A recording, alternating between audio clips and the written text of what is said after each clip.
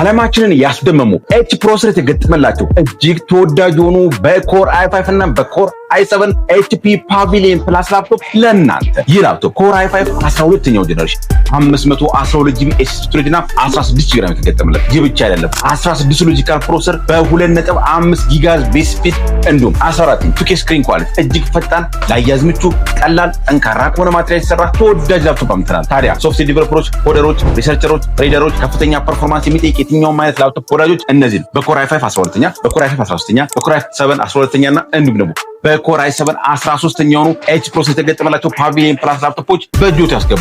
አሁኑ በ0974967889 በመደወል ይህንን ፈጣን ላፕቶፕ አሁኑ ይውሰዱ።